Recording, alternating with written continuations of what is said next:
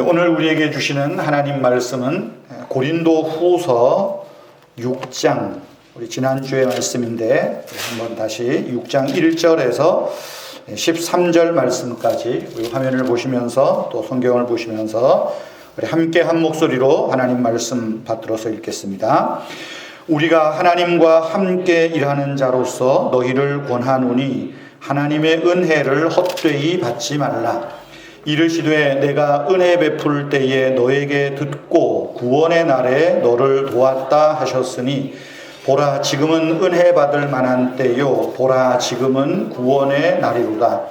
우리가 이 직분이 비방을 받지 않게 하려고 무엇에든지 아무에게도 거리끼지 않게 하고 오직 모든 일에 하나님의 일꾼으로 자천하여 많이 견디는 것과 환난과 궁핍과 고난과 매맞음과 갇힘과 난동과 수고로움과 자지 못함과 먹지 못함 가운데서도 깨끗함과 지식과 오래 참음과 자비함과 성령의 강화와 거짓이 없는 사랑과 진리의 말씀과 하나님의 능력으로 의의 무기를 좌우에 가지고 영광과 욕됨으로 그러했으며 악한 이름과 아름다운 이름으로 그러했느니라.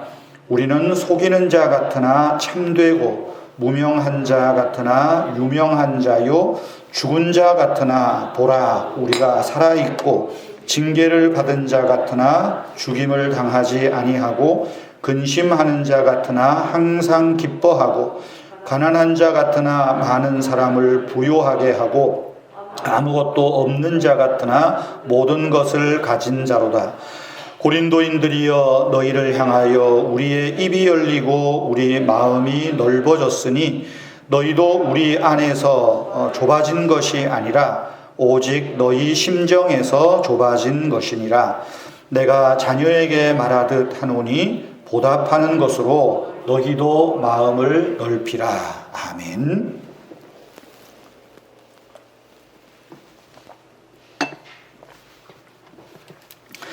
지난주에 이어서 하나님 일꾼이라는 제목으로 계속 말씀을 드리겠습니다.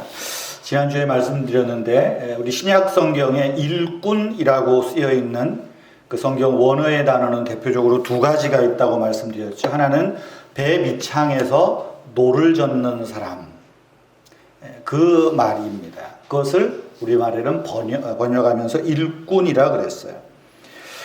배 밑창에서 노를 젓는 사람입니다. 보이지 않는 곳에서 일을 합니다.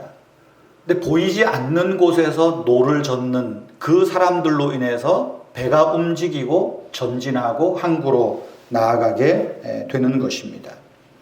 또 하나 일꾼이라는 단어는 이 식탁에서 시중 드는 사람이라는 뜻이 있다 그랬어요.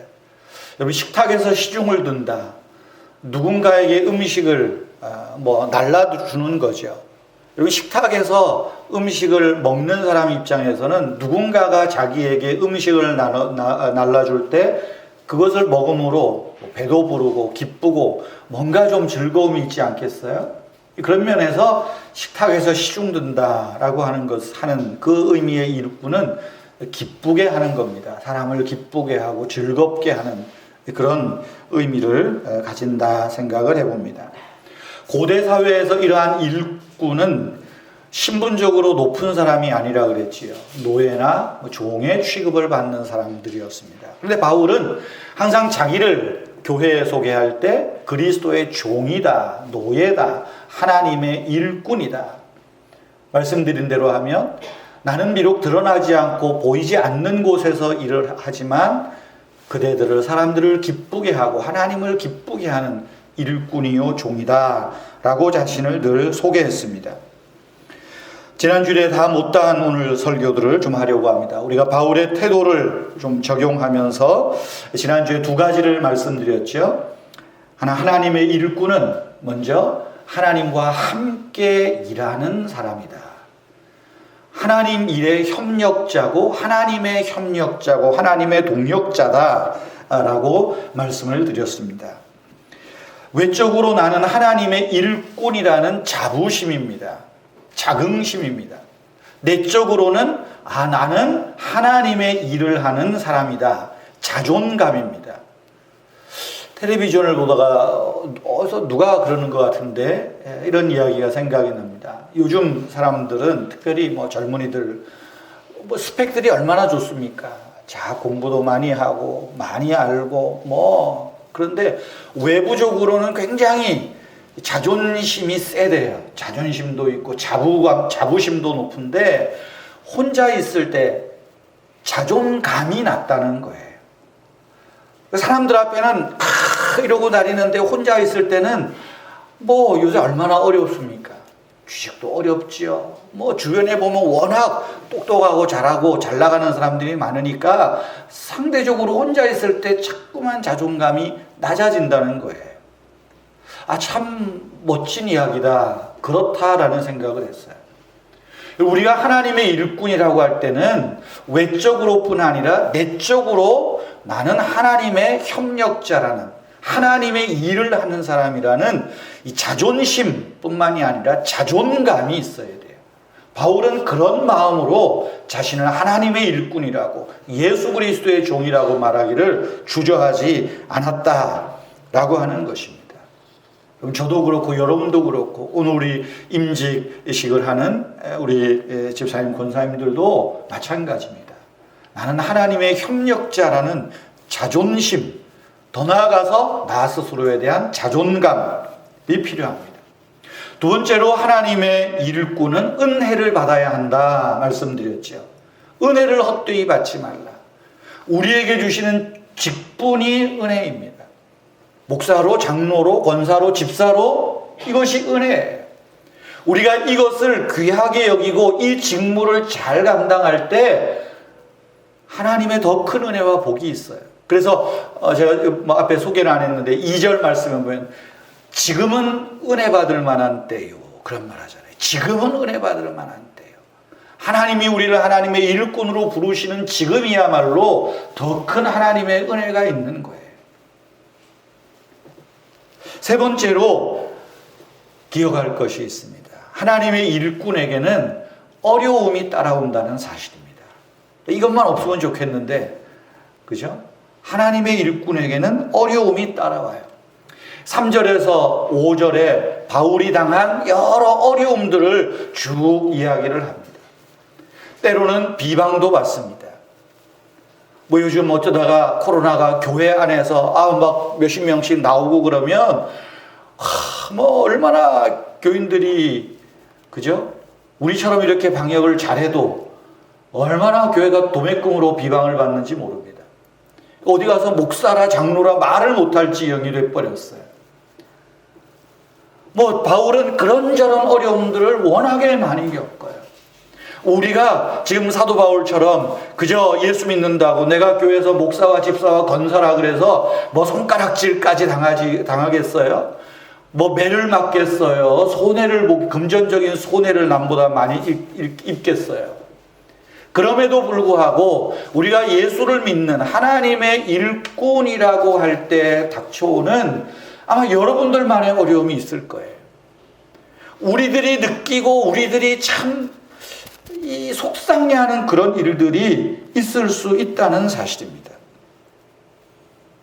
여러분, 하나님의 일꾼으로서 우리는 그런 어려움들을 각오해야 됩니다. 각오해야 돼요. 좀 어려움이 오면 때려치우고, 교회 일을 하면서도 어려움이 올 수 있고요. 목사로 목회를 하면서 장로로, 집사로, 권사로 교회를 섬길 때 예기치 않게 오해도 당하고 이런저런, 우리를 항상 우리 앞에 꽃길만 있지 않다는 것입니다.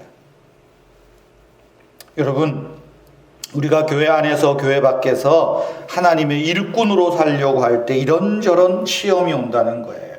여러분, 그것을 우리가 잘 견뎌내야 됩니다. 이겨야 됩니다. 조금 어려움 온다고 막 주저앉아 버리면 안 돼요. 네 번째로 하나님의 일꾼은 깨끗한 그릇이 되어야 됩니다. 6절 말씀에 보면 깨끗함과 지식과 오래 참음과 자비함과 쭉 나오죠. 바울이 교회를 대할 때, 성도들을 대할 때 하나님의 일꾼으로 그리했다는 것입니다. 오늘 우리에게도 동일한 자세입니다. 깨끗한 마음. 바울이 그러죠. 집에 금그릇, 은그릇, 흙그릇, 나무로 된 그릇도 많이 있지만 정작 집주인은 어떤 그릇을 쓸까? 깨끗한 그릇을 쓴다는 거예요. 깨끗한 그릇. 깨끗한 그릇이 될 그릇을 하나님이 사용하시는 거예요. 아무리 비싸고 값 나간다 그래도 더러우면 그 안에 담겨 있는 것이 온갖 추잡한 것이면 사용하지 않습니다. 우리는 하나님의 일꾼으로 깨끗한 그릇으로 늘 준비하고 만들어 가야 됩니다. 그리고 그 깨끗한 그릇에는 뭘 담아야 될까요? 6절 뒤에 있는 대로 깨끗함과 오래 참음과 자비함과 성령의 감동하심과 거짓없는 사랑들이 우리 안에 담겨져 있어야 돼요. 그럴 때 하나님이 그런 자를 쓰신다는 거예요. 여러분, 값비싼 그릇이 되려고 너무 애쓸 거 없습니다. 깨끗한 그릇이 되어야 됩니다. 여러분, 집안에 값비싼 그릇은 1년에 몇 번 씁니까? 한 번 쓸까 말까 하잖아요. 한 번 쓸까 말까 합니다. 어떤 그릇을 제일 많이 씁니까? 손이 많은 그릇, 많이 가는 그릇, 정이 가는 그릇, 깨끗한 그릇이잖아요. 깨끗한 그릇. 여러분, 우리가 하나님 나라에서, 하나님의 교회에서 마찬가지입니다. 하나님이 누구를 쓰실까? 깨끗한 그릇. 그리고 이 우리 안에 지식과 오래 참음과 자비와 성령의 감동과 거짓없는 사랑이 있을 때 사람 앞에서도 쓰임받게 되고 교회를 위하여 더 아름답게 귀하게 쓰임받는다라는 것입니다. 다섯 번째로 하나님의 일꾼은 주님의 말씀과 성령을 힘입어야 합니다. 7절 말씀에 나오죠. 진리의 말씀과 하나님 능력으로 의의 무기를 좌우에 가지고 있다. 자기가 깨끗할 뿐만 아니라 진리의 말씀, 하나님 말씀이 있어야 돼요. 뿐만 아니라 하나님의 능력, 성령의 능력, 성령의 충만하심이 있을 때 하나님의 일꾼으로서의 역할을 할 수 있다는 거예요. 바울은 깨끗한 그릇만 이야기하지 않죠. 그 깨끗한 그릇을 쓰게 하는 것이 뭘까? 6절에서도 지식과라는 말씀이 있지만 세상 지식도 많이 필요하겠죠. 그러나 여러분, 교회는 하나님 말씀을 아는 지식이 있어야 돼요. 여러분, 목사들이 헛소리들 참 많이 합니다. 근데 교인들이 그 헛소리도 아멘하고 듣는 사람이 있어요. 그러실 필요 없어요. 제대로 된 말씀을 들을 줄 알아야 돼요. 여러분, 자전거는 두 바퀴가 있잖아요. 바퀴만 있다고 굴러가지 않습니다. 바퀴를 구르게 하는 페달이 있어야 돼요. 근데 페달이 몇 개입니까? 좌우에 2개입니다. 페달을 적절히 밟을 때 가는 거예요. 여러분, 한 발로만 페달 밟아보세요. 1m도 못 가고 자빠집니다. 여러분, 자전거의 두 페달과 같은 게 뭐겠어요? 진리의 말씀과 하나님의 능력이에요. 이것이 항상 같이 가는 거예요. 그래서 교회는 말씀과 성령의 능력이 함께 움직여야 돼요. 하나님 말씀은 성령의 능력을 동반합니다. 성령의 능력은 하나님 말씀을 제외하고 일하지를 않아요. 그래서 두 바퀴. 특별히 우리 직분자들은, 저와 여러분들은 이 하나님의 일꾼으로서 구원이라고 하는, 그죠? 내가 하나님 앞에 구원받은 거룩한 사람이라고 하는 이 페달, 또 하나는 내가 하나님 은혜로 이 직분을 받았다, 직무를 수행하는 자라. 이 두 가지가 항상 우리 안에 있어야 됩니다. 그럴 때 우리가 교회 안에서든 교회 밖에서든 하나님 일꾼으로 이 직무에 충성할 수 있는 거예요. 여섯 번째로 하나님의 일꾼은 역설적으로 살아야 됩니다. 역설적이라, 이 표현이 참 더 쉬운 말이 뭐가 없을까 아무리 생각해도 제 한계가 있어서 좀 역설적이에요. 바울이 그 말하잖아요. 영광과 욕됨으로 그러했다. 때로 주님의 일꾼으로서 뭔가 열심히 했는데 영광도 받지만 욕도 먹어요. 어떤 사람에게는 말이죠. 악한 이름이라고 악한 자라는 그런 평가도 듣고 어떤 사람에게는 아름다운 사람이라는 평가도 들어요. 속이는 자 같으나 참되다. 무명한 자 같으나 유명한 자다. 죽은 자 같으나 보라 살아있다.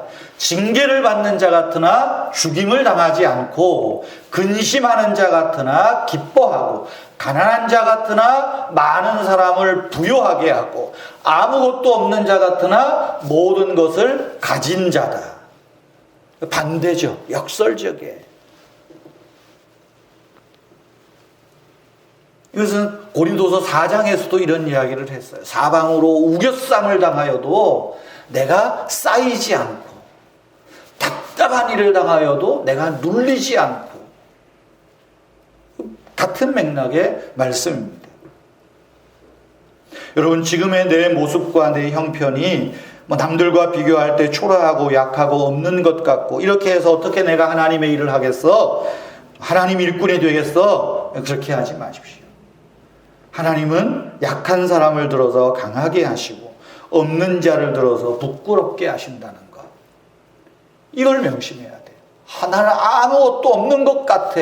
그러나 여러분 우리 안에 모든 것을 가지고 있는 자라는 거예요.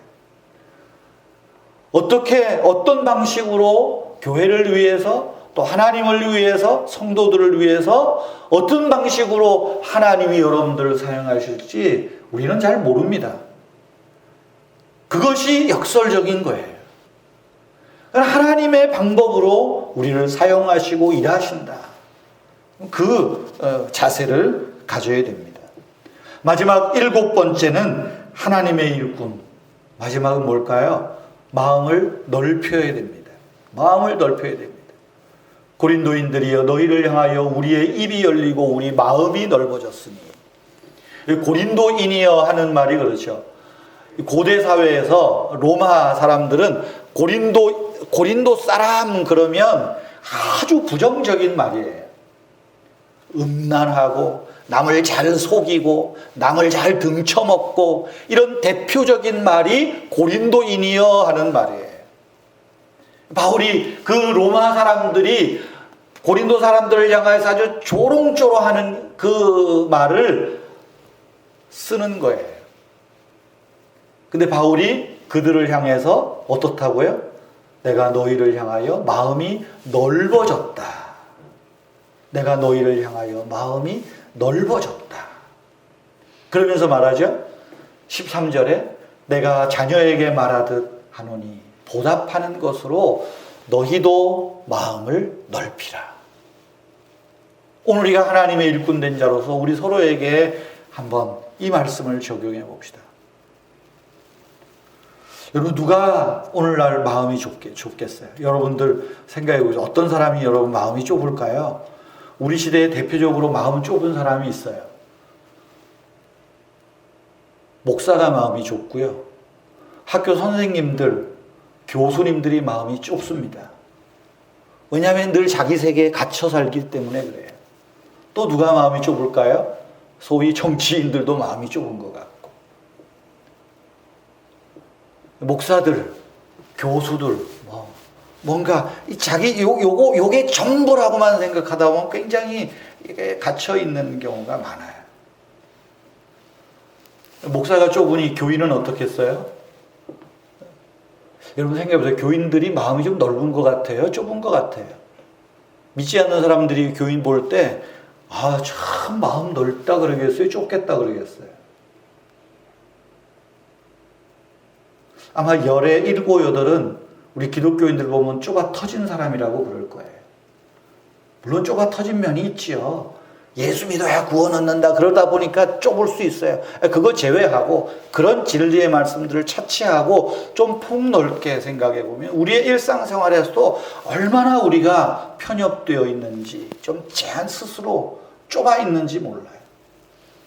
자꾸만 좀 그런 모습들이 없지 않아 있어요. 교회 안에서도 마찬가지입니다. 교회 안에서도. 우리가 좀 예수를 믿고 좀 오래 신앙생활하면 점점점 마음이 넓어져서 좀 포용력이 있고 뭔가 좀 나는 관대하다 이래야 되는데 그렇지를 않아요. 그래서 제일 잘 싸움이 잘 일어나는 곳이 교회잖아요. 안 그런가요? 교회에서도 누가 제일 잘 싸웁니까? 목사가 제일 잘 싸우고 장로가 제일 잘 싸우고 권사가 제일 잘 싸워요. 웃으시는 분은 다 동의하시는 것 같아. 오늘 바울의 말을 들어보십시오. 하나님의 일꾼인 저와 여러분에게 어떻게 말합니까? 우리의 마음이 넓어졌으니 여러분들도 마음을 넓히십시오 하는 거죠. 특별히 교회 안에서 목사가 제일 말을 많이 하잖아요. 설교를 하다 보고 하다 보니까 좀 이런저런 좀 실수도 하고 그럴 때 있어요. 마음이 넓은 사람은 뭐 그래 그러고 하는데 이게 자꾸만 뭔가 좀 뭐 하다 보면 좁아져요. 왜 오늘 적다고 이야기를 해? 또 목사도 마찬가지입니다. 아니 뭘 그걸 그렇게 들어 이렇게 들어야지. 어떻게 듣느냐가 중요하지. 뭐 또 이제 서로 그래요. 왜 그럴까요? 마음이 자꾸만 좁아져서 그래요. 12절 보세요. 너희가 우리 안에서 좁아진 것이 아니라 오직 심정에서 좁아진 것이라. 자꾸만 움츠러들 거 없어요. 특별히 교회 안에서 우리 직분자들은 넓은 마음을 가져야 돼요. 내 신앙 기준에서 조금 못 미칠 수 있어요. 세상 천지에 예수님께서 그분들을 어떻게 다 아시잖아요. 그 마음이 필요한 거예요. 그 마음. 마음을 넓히라. 마음을 넓히라. 여러분 스스로 좁은 마음이 되면 예수님의 일꾼으로, 하나님의 일꾼으로서의 정체성을 잃어버립니다. 좁은 마음으로 신앙생활하면 아집과 독선에 빠지기가 쉽습니다. 하나님과 예수님의 마음을 경험할수록 세상과 사람들을 넓은 마음으로 대하게 됩니다. 세상을 흑백으로 보는 것이 아니라, 교조적으로 보는 것이 아니라 넓은 마음으로 바라봐야 돼요. 이것이 하나님의 일꾼이 가져야 될 자세들이라는 것이지요. 사랑하는 성도 여러분, 여러분은 하나님의 일꾼입니다. 오늘 특별히 권사로 또 집사로 우리가 직분식에 임직식에 참여하는 우리 여러분들 하나님 일꾼입니다. 바울이 그랬던 것처럼 우리 자신이 하나님의 일꾼, 예수 그리스도의 종으로서 하나님의 일을 하는 협력자라는 자부심, 자존감, 그것부터 가집시다. 지금 내가 성도가 되었다는 것, 집사와 권사와 장로와 목사가 되었다는 것, 하나님 은혜로 주어진 일이라. 이 은혜를 헛되이 받지 말라, 허투루 쓰지 말라는 거예요. 직분을 귀하게 여기고 이 직분에 잘 감당하고 충성할 때 하나님이 더 큰 은혜와 복을 주신다는 것을 믿으십시오. 내게 주신 이 직분, 직무, 꼭 교회 일만이겠어요? 우리의 일상의 세계가, 우리의 직장이, 우리의 학업이, 우리의 모든 삶들이 하나님의 일이라는 소중함을 가져야 돼요. 너무 거창한 얘기 같지만 톨스토이가 길에서 투덜거리고 청소하는 그 청소부에게 그랬다 그러죠. 그만 투덜거리라고. 당신은 하나님의 정원을 청소하는 일꾼이라고. 그런 자세. 우리의 일상의 일을 하나님 세계를 가꾸고 지탱하는 하나님의 일이라는 거룩한 상상, 거룩한 생각으로 이 직분을 감당할 것입니다. 여러분, 이 일들을 감당할 때 여러 가지 어려움도 오고 시험이 올 것입니다. 잘 견뎌내십시오. 잘 참아내십시오. 하나님 앞에서 깨끗한 그릇이 되어서 준비된 일꾼으로 어느 때 하나님이 나를 하나님의 이름을 위하여 우리를 사용하실지 그 때를 준비하는 것입니다. 거짓 없는 사랑을 나타냅시다. 서로가 마음을 넓히고 넓은 마음으로 품고 이해하고 배려함으로 하나님 나라를, 또한 더 나아가서 주님의 몸인 우리 은혜의 교회를 든든히 세워가는 저와 여러분 되시기를 주님의 이름으로 축복합니다. 이 시간 우리 말씀드린 대로 임직식을 잠시 하겠습니다. 제가 우리 임직 순서는 주보의 예배 순서 옆면에 있는데요. 말씀드린 대로 거리 제한으로 또 인원 제한이 있어서 우리가 다 한 자리에서 한 시간에 하기는 여러 인원 제한 때문에 어려움이 있습니다. 그러나 우리가 1부 예배 오시는 분들은 1부 예배 오시는 분대로, 또 2부 예배 오시는 분들은 2부 예배 오시는 분대로 우리가 서약과 또 기도를 하려고 합니다. 이 시간 1부 예배 오신 분만 부를까요? 우리 김창술 집사님 한번 자리에서 잠깐 일어나시고요. 또 우리 김미순 집사님, 김미현 집사님, 유경 집사님 잠시 일어나십시오. 전통적인 임시실은 제일 앞에 꽃가옷 탁 입고 이렇게 앉아 있는데 거리두기로 다 잘 떨어져 앉으셨습니다. 우리 임직 받으시는 분들에게 먼저 서약을 하겠습니다. 우리 김창술 집사님은 우리 안수 집사로 또 예전교회 섬기시다가 여러 일로 사정으로 또 우리 교회로 오셔서 안수식은 하지 않습니다. 그러나 서약과 또 취임 기도를 합니다. 여러분 오른손을 드시고 서약 제가 묻는 말에 예라고 대답해 주시기를 바랍니다. 구약과 신약 성경은 하나님 말씀이며 신앙과 행위에 대하여 정확무호한 유일한 법칙으로 여러분은 믿습니까? 본 장로의 교리 표준인 웨스트민스터 신앙고백, 또 대교리 문답과 소교리 문답은 구약과 신약 성경에서 교훈한 도리를 총괄한 것으로 알고 성실한 마음으로 믿고 따를 것을 서약합니까? 얘가 잘 안 들리네. 마스크 써서 그렇죠. 본 장로의 관리 표준인 예배 지침, 교회 정치, 권징 조례를 정당한 것으로 승낙하십니까? 본 교회 집사 권사의 직분을 받고 하나님의 은혜를 의지하며 진실한 마음으로 본 직에 관한 범사를 힘써 행하기로 서약하십니까? 교회 화평과 연합과 성결을 위하여 힘을 다할 것을 서약하십니까?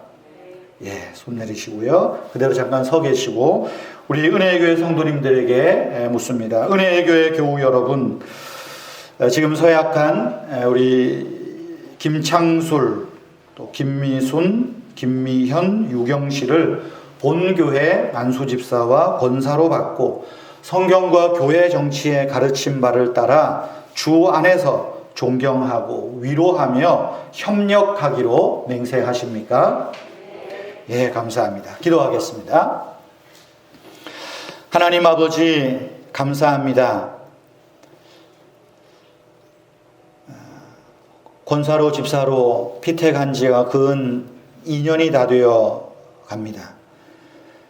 참 이 코로나로 인하여서 예정되었던 임직식을 미루고 참 1년 넘게 이렇게 미루어만 오다가 하나님 아버지 우리가 너무 미룰 수도 없어서 오늘 예배를 통하여 서약과 함께 임직 기도를 합니다. 하나님 아버지 오늘 손을 들어서 하나님께서 주신 이 직분, 이 직무를 잘 감당하겠노라고 서약하고 다짐한 우리 김창술 집사님, 또 김미순, 김미현, 유경 권사님, 하나님께서 은혜로 함께하여 주시고 저들을 귀하게 여겨 하나님 백성 삼으시고 또 저들을 더더욱 귀하게 여겨 주님 몸된 교회에 권사와 집사의 직분을 주셨사오니 이 직분, 직무 잘 감당하게 하여 주시옵소서. 그리하여 이 직무에 잘 감당함이 우리에게 더 큰 하나님의 은혜와 복을 누리게 하여 주시고 저들의 개인적인 신앙의 성숙함뿐만이 아니라 저들의 가정 위에도 하나님이 베푸시는 은혜와 축복으로 모든 이들에게 빛과 소금의 사명들을 잘 감당하는 그런 아름다운 가정, 아름다운 사람으로 세워주시기를 원하옵나이다. 하나님 아버지, 주님의 몸된 교회를 위하여 내가 힘을 다하여야 될 때 힘을 다하게 하시고 또한 우리의 이 직무에 따라서 성도들을 잘 섬기며 돌보며 위하여 기도함으로 이 직분이 저들에게 큰 유익과 복이 되게 하여 주시옵소서. 우리 은혜의 교회는 또 이분들을 권사와 안수집사로 세움에 따라 하나님 복을 누리게 하시고 또 하나님 교회를 더더욱 아름답게 성장시키며 또 부흥시키며 하나님 기뻐하시는 뜻대로 교회를 세워가는 복된 주님의 직원들 또 교회의 직원 되게 하여 주시옵소서. 감사하오며 예수님의 이름으로 기도하옵나이다. 아멘. 이 시간 공포하겠습니다.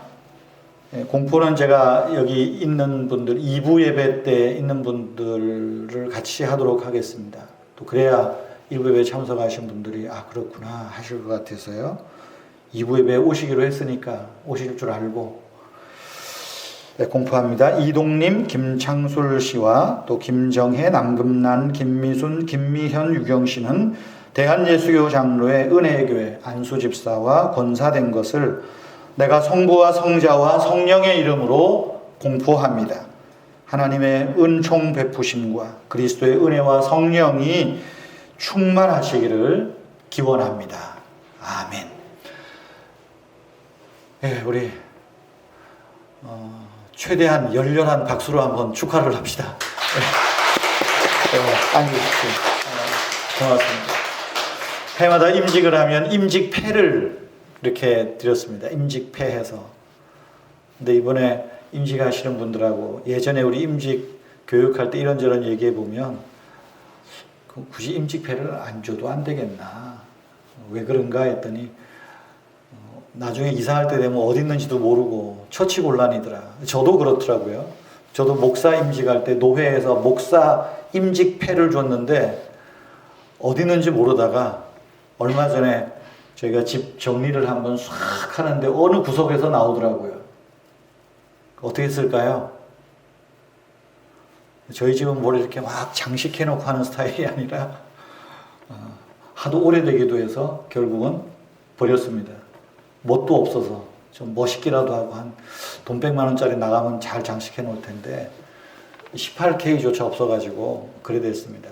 그래서 우리가 임직패는 뭐 굳이 안 해도 여러분들 다 임직되어 있는 줄을 알아서 또 다수가 원해서 그렇게 하는 거고요. 그래서 임직패라도 안 하면 너무 서운해서 여러분들에게 임직패보다 더 유용하고 쓸모 있는 임직 선물을 준비했습니다. 여기 좀 갖고 나올래다가 너무 크고 화려해서 예전에 임직 받으셨던 분들이 좀 질투 날까봐 사무실에 감춰놨습니다. 그래서 오늘 꼭 가져가시고요.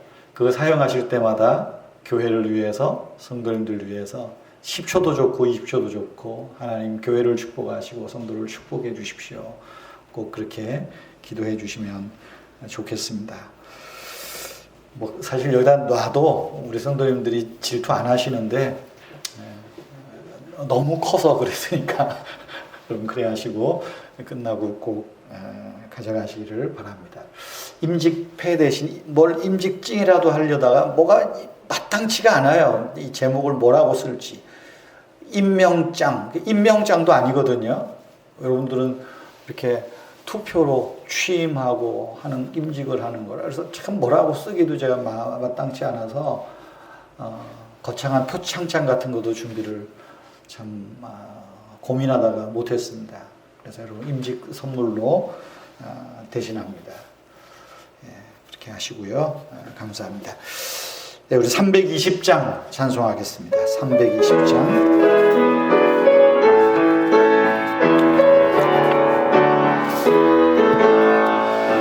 나의 죄를 정케 하사 주의 일꾼 삼으신 구세주의 넓은 사랑 항상 찬송합니다. 나를 일꾼 삼으신 주 그